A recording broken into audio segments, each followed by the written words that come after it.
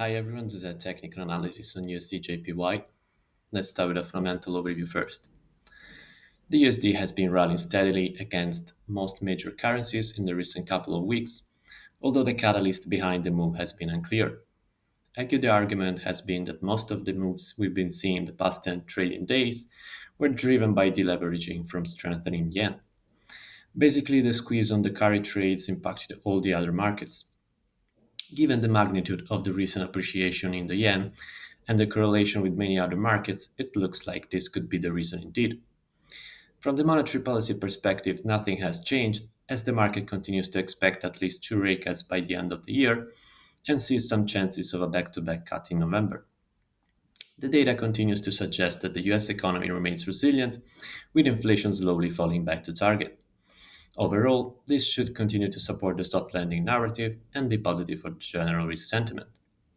The JPY, on the other hand, has been on a crazy run recently as it strengthened a lot against all the major currencies. The intervention and the breakout of a key trend in USD JPY did help, and eventually a squeeze on carry trades could have exacerbated the move. Fundamentally, though, it doesn't have much support. In the big picture, stable global growth and generally positive risk sentiment are bearish drivers for the JPY. The yen will likely need weak US growth data to see some sustained strength on recessionary fears and more aggressive rate cuts expectations. Now, on the daily chart, we can see that USD JPY eventually bounced on this key 152 support zone and extended the gains following some good US data. The buyers stepped in around the support to position for a rally into a new cycle high.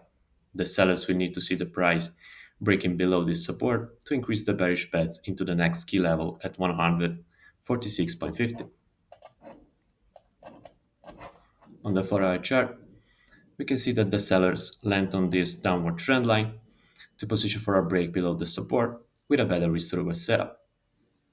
The buyers will want to see the price breaking above this trend line and the 154.75 high to gain even more conviction and increase the bullish bets into the 158 handle.